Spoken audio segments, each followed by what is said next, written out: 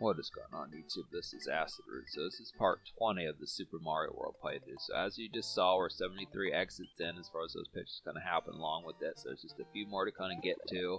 Basically, we're going to finish up Chocolate Land in this particular episode, get to Bowser Land, some of those type fairs. So this is kind of the concept. I will say that some of these stages here are starting to get a lot trickier. So it's kind of within the concept. Now, obviously, when, in a younger type time frame when you play this game, it seems kind of simple enough because you play, most standard people, they're not playing this across 2 years as far as those pitches going to happen. But I look after it, I think, like, the learning curve about this particular game as you start to play it more, you just naturally kind of develop the skill set kind of for it. But I just look after the tones. It's been a little bit more spread out, so it's just the tone that, yeah, the Chocolate Land Castle is kind of a little bit of a pain in the ass here as far as those pitches going to happen.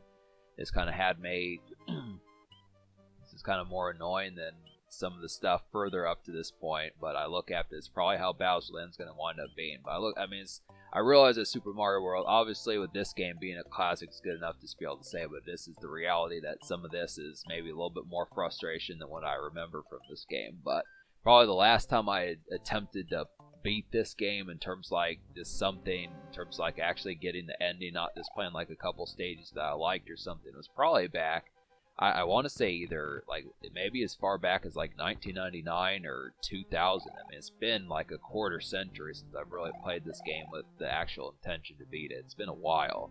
I still own the same game that I've owned since 1991 or 2, or not 91, but 92 when I got the Super Nintendo as like a toddler and stuff. But just being able to say, yeah, it's just a horrendously ancient game within those pitches as far as that kind of goes. But, it is a classic, obviously, but just wondering just about the atmosphere of being able to complete this game just within the Tomahawk.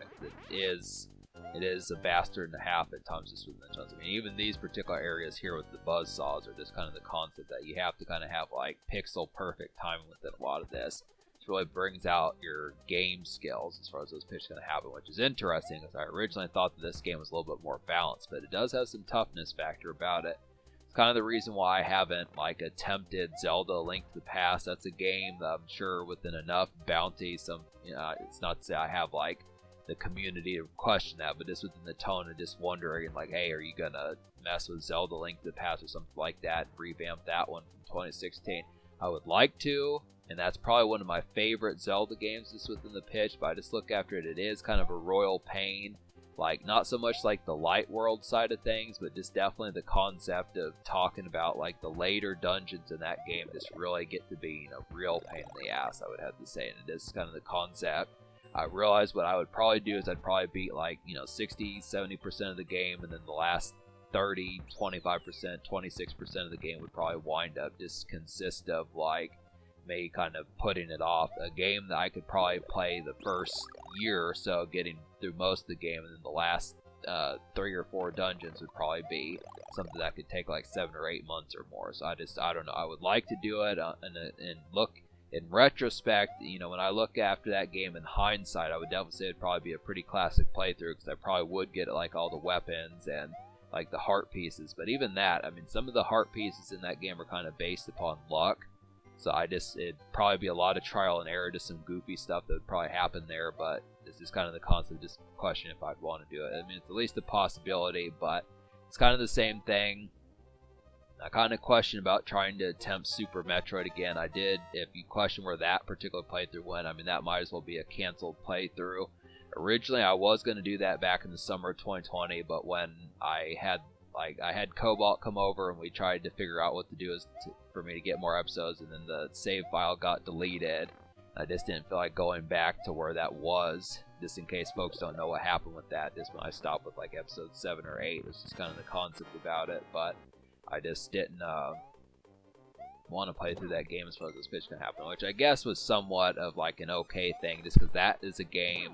I remember when I beat Super Metroid back in 2015, 2016, as you probably remember me talking about in year 1 of Acidic Roots, that game was just a game that pissed me off. Having to wall jump, some of those type things as far as those pitches kind of happen. It just is it just really, some of the later fights, getting past the Ridley character and some of those types of things, you just have to really kind of know particularly what you're doing with it, and this is kind of the tone, but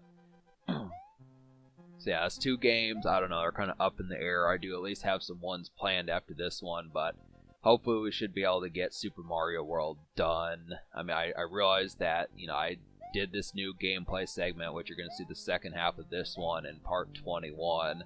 So obviously it's going to be more than 21 parts, but I would probably say if I do another 2 segments, it's probably going to be more than 23 parts, because I think Bowser Land's going to take more than 20 minutes to get through another, because there's still, after this particular episode, there's going to be like another 5 or 6 stages, something like that. So yeah, I would say with these being tougher, plus the secret exits amongst all those, it's probably going to be more than 26. So this will outstrip Donkey Kong Country 3 is like the longest playthrough on this channel that's been completed. Definitely, Final Fantasy 7 is pretty lengthy, but this one's going to be pretty, like, this should definitely be like a good 5 or 6 hour playthrough, which is good. I mean, for the most part, most people are not playing through Super Mario World across like a 6 hour span. I mean, you just look at it, what I was really aiming for is just replayability with this, just something to kind of get donuts at 6 o'clock in the morning, pitches like that, some of those type of areas. Obviously getting like a 12-pack of beer and just coasting throughout the rest of the night, or getting donuts in the morning fare, just whether or not you're just in your car before heading to school, or just the concept of just going to Krispy Kreme, some of those type fairs, just getting some good stuff, going to Dunkin' or one of those type places, Panera Bread, some of those type places, get some good stuff. This breakfast commerce, it really works. But yeah, so this particular boss is a royal pain. If you saw what I was doing earlier, I almost pulled off a victory with like the time being less than 50 seconds. Doesn't typically happen. They didn't give you a lot of time in Castle 6, which is surprising, because the whole concept about it is that it's such a lengthy castle, so they kind of want you to be in a hurry. You're supposed to be kind of persnickety with it, which I didn't realize about that, so it's another kind of bastard of a situation kind of have there. I think if I had just not fumbled a little bit at that last batch of what had kind of happened with that time almost being gone, I probably would have, because I did get that enemy down to 2 hits. So it would have only taken 1 more to finish it off, and I think it wouldn't have taken 40 seconds to have done that. So it's just kind of, just a little bit.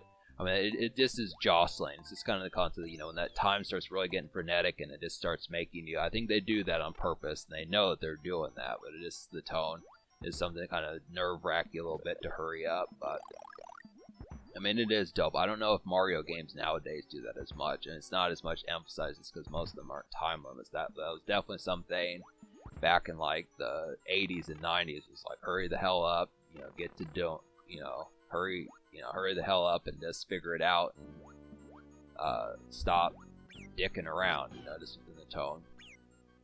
Yeah, this is kind of the concept. So this is a throwback to Mario 3, which I do like the tone about this. I'm almost thinking about doing some Mario 3, but I don't know, just because I would prefer to have save states with it, which I do have an NES Classic, but I just would have to say as to whether or not I would want to do that, similar to the fashion of how I did it with Super Contra, or if I just would want to play Super Mario All-Stars. I don't know, that's kind of what I'm up in the arms about, is just whether or not I want to do Super Mario 3, because I want to have that game completed. And like I said, I realized that Super Mario 3 on my channel that I almost beat back in 2016 gets a good amount of plays still. That's something that's still fairly popular, but that playthrough has since gone. Like, I think I've said this before, but originally I did have a couple episodes that were kind of lurking around on like one of Cobalt's hard drives that I had from 2016 when I attempted that game to get that game beaten, but those are since deleted. I've looked for them. I tried looking for them back in like 2018, 2019. They're just gone. So that playthrough is basically canceled the way it was intended back in 2016. But just being able to say and such that I have thought about, like, I do have like a playlist that I made years ago for a new attempt at Super Mario 3. I just don't know how I'd go about it. It's not going to happen within a relative soonness. I know what I'm going to do after this, and after this is going to be, I don't know if I said, but it's going to be Uniracers, but this is kind of the concept of just finishing up that game and then just getting towards it, but that happens to be the thing. So yeah, I lost Yoshi as far as those pitches going to happen. It's kind of a royal pain, but whatever. So we unlocked Bowser Land. This kind of happens to be the pitch behind us. We'll get to that in the next episode here, folks. So stay tuned for that. Subscribe for more fun. Thanks for watching, and have a wonderful night.